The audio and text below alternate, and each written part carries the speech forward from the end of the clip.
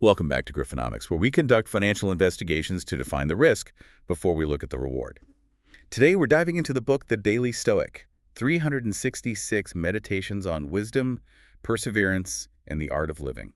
And we really have a fascinating task ahead of us here. I mean, we're looking at a huge modern cultural phenomenon, a book that sold millions, but we're trying to view it through a, let's say, classical philosophical lens. Exactly. It's a real test. It is ancient wisdom versus modern practicality. And I think that gets to the central conflict of this deep dive for me. We need to define what this book is. Is the Daily Stoic a faithful guide to classical philosophy, a real pathway to virtue and rational living? Or is it something else? Right. Or is it just a really, really effective piece of modern motivational literature, something designed for self-help, for getting ahead of your career? Is it philosophy, or is it just very, very smart motivation? That is a crucial distinction. And it really cuts to the heart of what philosophy even means to people today. I mean, for the modern reader, the book is incredibly accessible, no doubt about it. It offers comfort, tactical advice. It does. But for those of us who are, invested in the integrity of classical Stoic doctrine, the question is whether this daily format actually transfers the systemic, the unified knowledge that figures like Zeno established, or does it just, by its very nature, fragment a complex worldview into 1,000 disconnected, wise-sounding nuggets? See, I'd argue its utility and accessibility are its greatest virtues. It's just a powerful delivery mechanism for these life-changing ideas. But look, before we get too deep into the structure, we have to acknowledge the profound purpose the ancients saw in this whole pursuit. I mean, the bar is set incredibly high. Very high. Seneca defined philosophy not as some academic game, but as time well spent. He argued that. Of all people, only those are at leisure who make time for philosophy. Only they truly live. He goes on. Not satisfied to merely keep good watch over their own days, they annex every age to their own. All the harvest of the past is added to their store. That quote frames it perfectly. I mean, Seneca wasn't saying philosophy will make you rich or famous or, successful in the modern sense. No. He was saying it gives you life itself, a life where every single moment is invested wisely. Philosophy, for the Stoics, was not a hobby. It wasn't a collection of fun facts. It was the absolute foundation of how to live. The great architects of these thoughts, they designed a way of life for us. So the book's success, it really hinges on whether it delivers on that foundational promise of a true living or if it just provides, temporary life hacks to get through the daily grind. Okay, let's start with the format then, because I think for the modern reader, who is just perpetually short on time, this is where the book's genius lies. The structure itself, it just champions accessibility and habit formation. Breaking the philosophy down into 366 small daily meditations. It feels like a kind of philosophical medicine for the soul. It offers this very targeted relief from the vulnerabilities of modern life. I agree it provides relief, but is that relief the same as, say, philosophical health? A daily dose of medicine is useful, sure, but it's not the same as understanding the entire anatomy of the body, the complex interaction of its systems. It risks being palliative, rather than curative. But it encourages health through consistency, which is a Stoic virtue in itself. The single-page-a-day approach is even framed in the book to encourage deep reading. It says, so we can take the time to read attentively and deeply. And Marcus Aurelius warned us against being satisfied with just a rough understanding of the whole. The format is designed to help you do that careful, deep reading and contemplation. It pushes back against the superficial scrolling we all do. Okay, but that deeply read page is so often divorced from the philosophical system that's supposed to support it. You might spend Monday on justice, Tuesday on the cosmos, Wednesday on the correct use of language. This fragmented approach, it just prevents the reader from grasping Stoicism as a unified, logical whole. Maybe. But that consistent daily practice, it aligns perfectly with the Stoic idea of self-improvement. Epictetus compared this kind of training to the physical work of gymnasts. He said you should show us the changes in your reasoned choices, just like the shoulders of gymnasts display their diet and training. The goal is turning theory into action, and this daily structure forces that action. It builds momentum. It makes it easier to, say, eliminate a negative habit because you're starting the chain one day at a time, which is a philosophy we see in addiction recovery, right? I acknowledge the utility for action, I do. But this leads me directly to my main critique. The fragmentation and the dilution of the doctrine. Seneca was very clear that classical philosophy had three integrated parts. Okay. He said the moral, the natural, and the rational. The first puts the soul in order. The second thoroughly examines the natural order of things. The third inquires into the proper meaning of words and proofs which keep falsehoods from creeping in to displace truth. That sounds incredibly rigorous, like a university curriculum. It is, and the key word there is integrated. Stoicism is a system. Logic informs your understanding of the cosmos. That's natural philosophy or physics. And both of those pillars then inform how you should act. That's moral philosophy or ethics. So this is an example. Well, if you understand that everything in the cosmos is determined by a rational fate, that's physics, then your moral action must be one of acceptance and cooperative work with that fate. The Daily Stoic is constantly separating these pillars. So it's giving the moral instruction without the logical and physical justification behind it. Exactly. It gives you the what to do without the philosophical why you should believe it. And by isolating these profound lessons, by jumping between themes, the book, it just risks reducing them to isolated motivational quips. And the great risk here is a concept called oasis. It was a term from Zeno, and it means self-deception or unchallenged opinion. Okay, tell me more about oasis. That sounds like an important technical idea that we should probably unpack for the listener. How does reading a daily affirmation lead to self-deception? Zeno's warning was that nothing is more hostile to a firm grasp on knowledge than self-deception. In a classical context, this self-deception happens when you hold an opinion or a belief without rigorously examining its foundation. So you read an aphorism, like you control your reaction, not the event, and you feel this momentary burst of empowerment, and you might just stop there. You think, okay, I know this principle now. But if you never understand its place in the larger system, how that idea is rooted in the Stoic belief that the only thing that is truly yours is your rational faculty, then you haven't actually achieved philosophical knowledge. So you might mistake that feeling of improvement, that little buzz you get from an inspiring quote, for true, resilient philosophical grounding.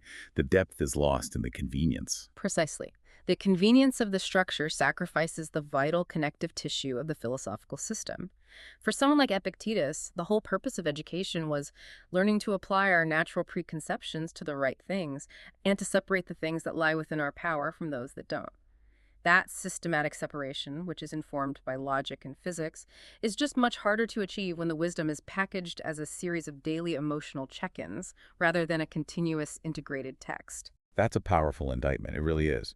But as a champion of utility here, I have to argue that the book is designed to be a daily check-in. It's not meant to replace the full texts. The authors themselves acknowledge that a learner can be burdened by the sheer volume of all these books.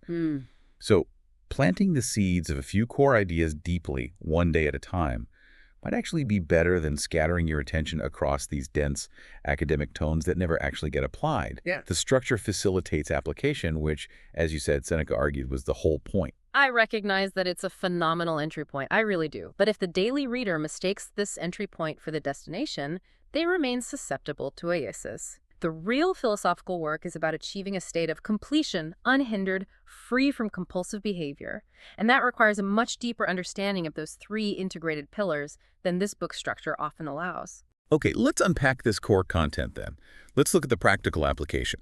The book organizes the content around Epictetus's three core disciplines, which gives it a clear framework. Perception, how we see things; action, how we behave; and will, how we accept our fate. Let's analyze how the book translates these ancient ideas into modern, actionable advice, starting with the mind, with perception. The discipline of perception is, it's foundational. It focuses entirely on what is within our control, our thoughts, our judgments, our opinions, and fiercely rejecting the external things. The book correctly emphasizes that the rational part of the mind is the only asset that is ours, free and clear. Seneca pointed this out. We waste so much time fixing up our bodies or external circumstances, things we merely rent, but we fail to focus on the mind, which is entirely our own. And this is where Stoicism offers the greatest immediate payoff, I think, because it gives you back your power. You're not going to control the external events of your day, a market crash, a traffic jam, some harsh criticism. But you can gain perfect control over your opinion about those events. That's what gives you the power to manage a complex, chaotic life. And the book provides the perfect, powerful quote from Epictetus to illustrate this point. It's about managing anger and harm. Keep in mind that it isn't the one who has it in for you and takes a swipe that harms you, but rather the harm comes from your own belief about the abuse. So when someone arouses your anger, know that it's really your own opinion fueling it. That quote is the ultimate mental firewall. It's fantastic. It forces that self-reflection you need to realize the true source of the harm is your internal reaction, not the external thing. If my business fails, the failure is just an objective event. It doesn't care about me at all. It's my judgment. This is a catastrophe. I am a failure. That's what causes the suffering. And this internal management requires cultivating what Marcus Aurelius called the ruling reason. The goal is to cultivate the power to hold no opinion about a negative thing. This isn't just about ignoring what happens. It's about achieving a rigorous internal focus that prevents the mind from being polluted and clogged by its own corrupt decisions. It's the practice of indifference to externals. But practically, how hard is that? I mean, I try to live by these principles, and on a bad day, it feels impossible. Our modern world is just saturated with external triggers, social media outrage, constant pings and demands, financial fear. Doesn't the book sometimes make it sound a little too easy to just, choose not to react? That's a fair challenge. The book gives you the prescription, but the commentary can sometimes elide the sheer effort that's required. The Stoic practice is about recognizing that every single external impulse is a test. By constantly asking, as Marcus Aurelius did, is this one of the unnecessary things, you can conserve vast amounts of time and energy. You trade that emotional turbulence for an abundance of leisure and tranquility because you're just rejecting all the noise that your judgment would otherwise amplify. So the clarity that the discipline of perception provides is its greatest utility. It gives you a highly effective filter to manage information and emotional input. And I think the book excels at that, at providing those daily mental exercises to build up the muscle of non-judgment. Okay, moving on to action. This discipline is all about performing appropriate, simple actions, what the Stoics called kathekon. The book defines this as doing simple, appropriate actions on the path to virtue. The idea is our actions have to be guided by our character, not by chasing external praise. Yes, and to understand kathekon fully, we have to recognize that it relates to our duties as rational social beings. It's our duty to act rationally, to act justly, to act for the community, because we are inherently part of a larger natural system. And the critical point here, which the book articulates well, is locating our well-being not in the results, but in the internal effort and the motive behind the action. Marcus Aurelius drives this home perfectly. Quote, "Those obsessed with glory attach their well-being to the regard of others. Those who love pleasure tie it to feelings, but the one with true understanding seeks it only in their own actions." This emphasis on action and virtue over the results is so incredibly useful in our performance-driven world. The book uses modern analogies like Nick Saban's process, focusing on just doing the smallest things well, to illustrate that you build your life action by action and be content if each one achieves its goal as far as possible. It's about the quality of the effort, not the external outcome. And this leads us directly to the core Stoic assertion. Virtue is the only good. The book rightly asserts that the highest prize is wisdom, self-control, justice, courage. Things like money and fame are indifferent. They're neutral, somewhere between virtue and vice, which means a wise person can lose nothing because all their goods are bound in virtue. And that seems perfectly doctrinally correct. Virtue is the true and steadfast judgment that clarifies every mental impulse. It's what we have to be focused on, above all else. Philosophically, yes. Yeah. But here is where the modern commentary, which is, intended to be motivational, risks a subtle distortion. It's what I call the wealth paradox. Okay. The book repeatedly uses contemporary success stories, people like Warren Buffett, John Urschel, Kawhi Leonard, to illustrate focus and prioritizing the right things. But they use those examples to show men who became wealthy, despite not chasing wealth. The point is that clarity gave them the freedom to pursue what they cared about, which proves they treat income and fame as indifferent. And yet, the sheer inclusion of billionaire Buffett and multimillionaire athletes, it risks implying that Stoic virtue leads directly and reliably to financial reward or career success. The reader might subconsciously start to think, if I follow these principles, I'll get rich and be calm. And that inverts the whole system. It shifts the focus from moral excellence, virtue as the end in itself, to pragmatic goal achievement, where the external reward becomes the implied measure of virtue's effectiveness. So if a reader applies Stoic discipline to their career and they don't get that external success, the modern motivational premise just falls apart. And that could lead to the very disappointment the philosophy is trying to help you avoid. You're saying the book risks confusing the classical definition of a good life. Exactly. The classical good life finds its source in principle, not in external achievement. If the book leads readers to pursue justice and self-control, primarily because it might improve their career or their investment portfolio, they're just using philosophy as a means to an indifferent end. The art of living is about becoming more community-minded, more modest, more tolerant of others, not just more competent at taking down an opponent or making a buck. The third discipline, will, is. It's arguably the most challenging one, and where we see the most profound tension in the philosophy. It brings us back to acceptance. Accepting what nature has in store and making sure our desires are contained only to what's in our control. Yes. It's all about controlling desire, because the unrestricted person who has in hand what they will in all events is free. The mandate here is incredibly stringent. It demands we completely stop desiring anything outside of our reasoned choice. Epictetus demands an absolute end to negative emotion, he says. You must stop blaming God and not blame any person. You must completely control your desire and shift your avoidance to what lies within your reasoned choice. You must no longer feel anger, resentment, envy, or regret. That is an almost impossible standard for the average person. But the book gives these powerful examples of people achieving this kind of internal freedom under extreme duress, like Nelson Mandela, in prison for 27 years. And he still found ways to assert his will, insisting on walking slowly when guards demanded he run. He just ignored the emotional injustice and shifted his focus entirely to what he controlled, his dignity, his reaction. And this brings us to the great Stoic paradox, the tension between the discipline of action, which mandates fierce, virtuous work in the world, and the discipline of will, which demands we accept that all outcomes, good and bad, are determined by destiny. Yeah. This duality is captured in the ancient maxim, whoever embraces necessity counts as wise, but also, I will follow and not stumble. Even if my will is weak, I will soldier on. So how did the book reconcile that philosophical tension for the practical reader? I mean, I need a clear answer here because those two principles seem to cancel each other out. Why should I act at all if the outcome is already predetermined? The book introduces the concept of the reverse clause, which is derived from Marcus Aurelius. The idea is that we act virtuously with our full effort, but we do so with the understanding that nothing can truly thwart the purposes of your mind. You aim for success, but you add this mental caveat, fate permitting. The outcome is indifferent, but the effort is virtuous. And the pragmatic viewpoint follows from that. Wherever a person can live, there one can also live well. We become adaptable. Is that a philosophical resolution, though, or just a very smart mental trick to avoid disappointment?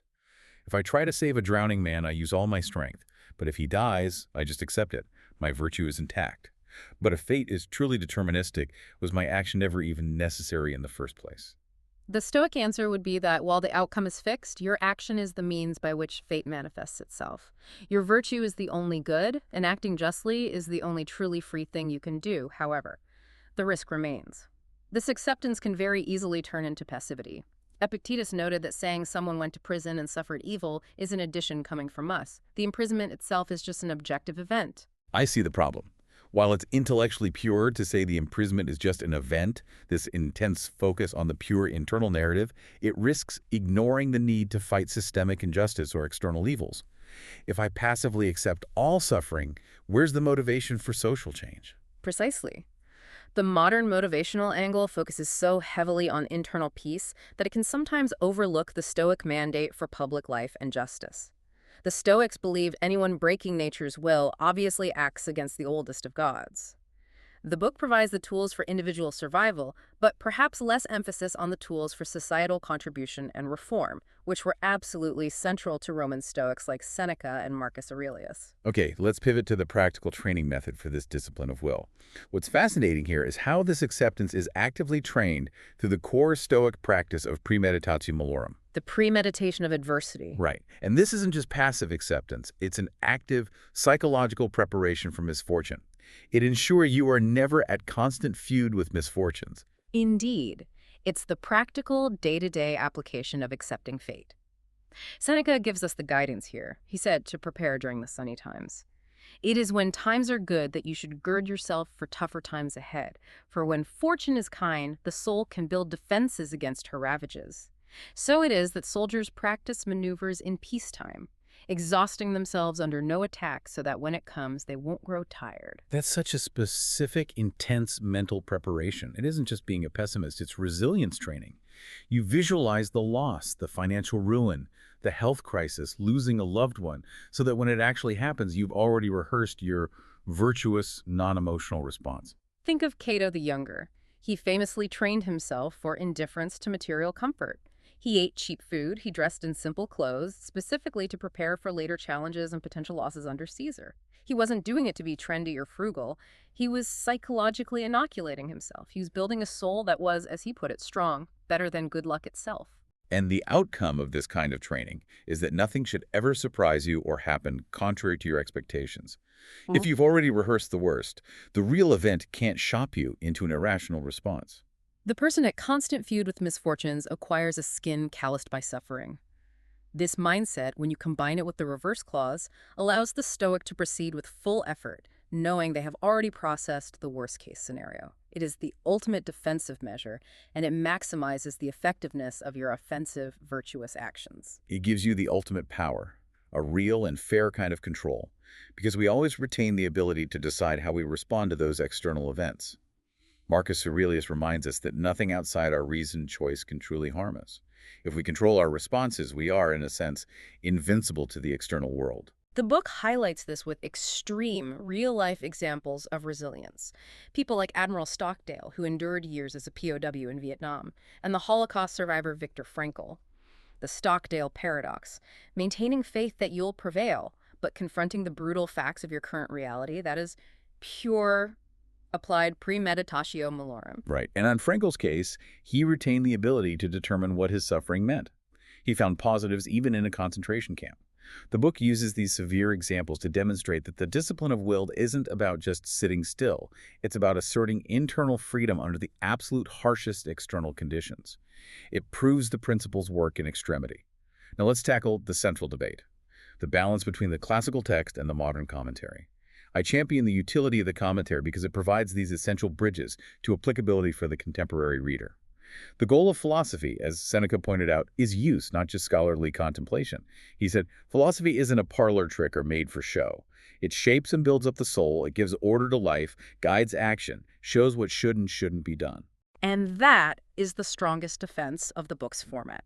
If it helps readers shape their souls and order their lives, then it is fulfilling the fundamental purpose of philosophy, even if it's packaged differently. As Marcus Aurelius suggested, the true fruit of this life is a good character and acts for the common good. Exactly. The modern commentary successfully translates the abstract into the concrete using these contemporary analogies. Yeah. We mentioned Bill Belichick's philosophy of just focusing on the present task, not worrying about the playoffs in January, or Nick Saban's process. These analogies are vital for an audience that isn't steeped in Roman history or philosophy. And the book adheres to Seneca's broad approach. He said, "I'll never be ashamed to quote a bad writer with a good saying." The authors draw wisdom from all these sources to make the point stick and ensure it gets applied. But this prioritization of motivational utility and modern analogy, it risks significant distortion of the original intent. We keep coming back to the application of Stoic philosophy to career success or wealth management. Seneca, one of the richest men in Rome, he understood firsthand that money only marginally changes your life, that external things cannot fix internal issues. But the modern reader is struggling with financial pressures. So using those real-world examples helps them define what indifferent actually means in their life.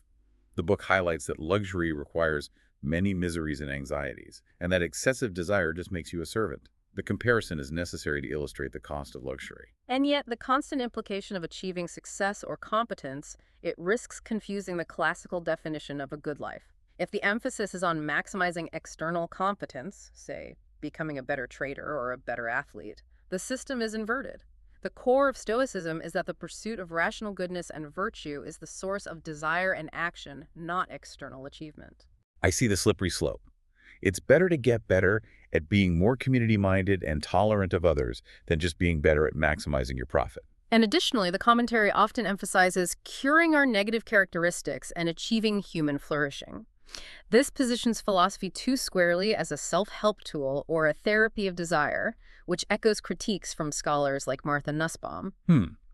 While Stoicism certainly has therapeutic benefits, Epictetus' school was considered a hospital for the soul.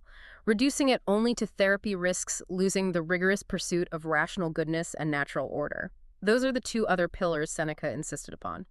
We are born with an inclination toward virtue, and philosophy is meant to guide that intrinsic goodness toward an organized life, not just to alleviate anxiety. So in your view, the modern packaging makes the philosophy incredibly effective on an emotional and behavioral level, but maybe less authentic to its systematic, scholarly rigor. Precisely. It provides the light, the moral guidance, and the immediate action plan, but perhaps not the full context of the power source that's required to keep the lamp burning indefinitely.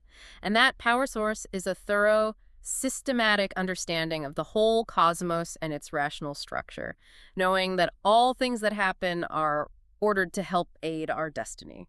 So it sounds like you're arguing the book is excellent at providing the moral component, but it fails to adequately deliver on the natural and rational components of the classical system. And that gives the reader an incomplete, though highly useful toolset. That's a fair summary. It encourages you to be the best you can be right now, which is admirable, and it gives you actionable steps. But it might leave you short on the deep, integrated understanding you'd need to defend those principles when they're challenged by, philosophical alternatives or life's deepest calamities. So what does this all mean? We've seen that the Daily Stoic excels at providing a daily structure for self-improvement and phenomenal accessibility. That's its primary strength in the modern world. However, we also recognize that its fragmented format inherently sacrifices the unified, systemic understanding of classical Stoicism, which risks philosophical dilution. The book operates brilliantly in the moral sphere. It teaches us to apply our natural preconceptions to the right things and to separate what we control from what we don't. It's a vital ethical handbook focused on controlling the mind, which Marcus Aurelius famously called an impenetrable fortress. It's highly effective at curing self-imposed misery. So my final verdict. The book succeeds tremendously as a vital work of daily motivation and behavioral engineering. By giving the reader actionable steps to control their opinions, which is perception, and to act virtuously, action, it absolutely delivers on its promise to help people start living again. It provides the clarity you need to enjoy life and focus on the things that truly matter. It's a powerful counterforce to bad habits and helps the soul remain strong even when the body is weak. It is a huge win for utility and accessibility. My final verdict is more nuanced. The book succeeds as a highly valuable entry point and ethical handbook for the modern age, specifically because of its focus on cultivating resilience. It proves that the special characteristic of a great person is to triumph over the disasters and panics of human life.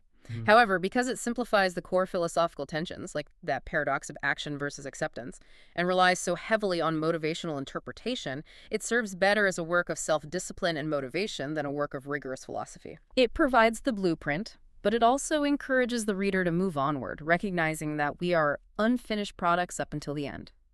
The book's greatest success might be that it encourages the reader to ultimately discard the book and take action, just as Marcus Aurelius advises. Another book isn't the answer. The right choices and decisions are. A perfect synthesis. Whether you see it as philosophy or motivation, the goal is use, not theory. It's a call to become both scholars and soldiers in the ongoing battle for self-improvement. Absolutely. The philosophical work is the only thing in our power, and it is entirely feasible. To wrap this up, let's leave you with a final thought on time and perspective, pulled straight from the ancient wisdom we've been discussing. Marcus Aurelius reminds us that the longest and shortest life amount to the same, for the present moment lasts the same for all and is all anyone possesses. No one can lose either the past or the future, for how can someone be deprived of what's not theirs? So given that we have no control over the past or the future, and the present is the only thing you truly own, the only canvas for your virtuous action, the question is, are you spending it on what you must, or on the unnecessary things? Are you caught up in the emotional noise of the external world, or are you willing to focus on the essential and achieve the greater peace of doing them well? The choice, as always, is yours. If this deep dive has sparked a hunger for the full context and the systematic understanding that supports this powerful moral advice, we encourage you to explore the deeper works cited, particularly those by scholars like Pierre Hadot and A. A. Long. Until next time, keep defining the risk before you look at the reward.